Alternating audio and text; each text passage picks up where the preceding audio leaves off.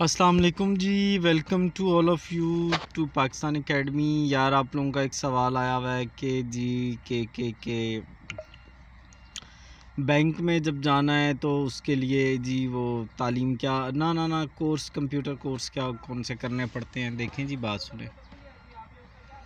पहली तो बात ये है कि कोई स्पेसिफ़िक कोर्स नहीं है जो आपने कंप्यूटर का करना है, क्योंकि जो बैंक के अंदर सॉफ्टवेयर यूज़ होते हैं ना, वो यूज़ होते हैं ज़्यादातर कौन कौन से हैं। एक टेमिनोस यूज़ होता है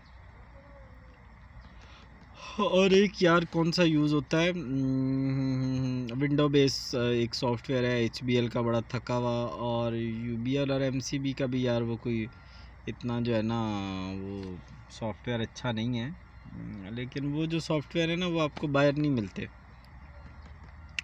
तो फिर क्या करना चाहिए?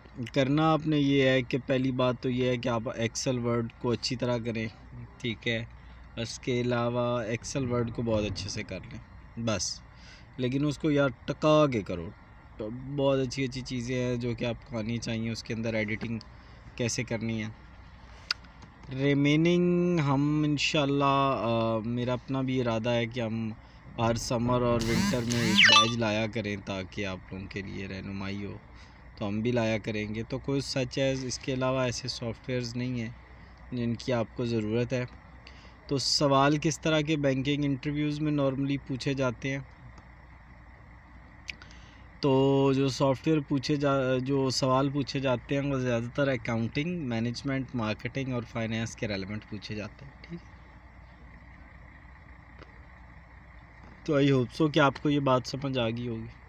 जुड़े रहें चैनल के साथ, सवाल पूछते रहें। तो आज के सवाल का जवाब ये है कि कोई स्पेसिफ़िक सॉफ्टवेयर नहीं है, और जो है आप जो हैं वो एक्सेल और वर्ड को ही अच्छी तरह कर लें।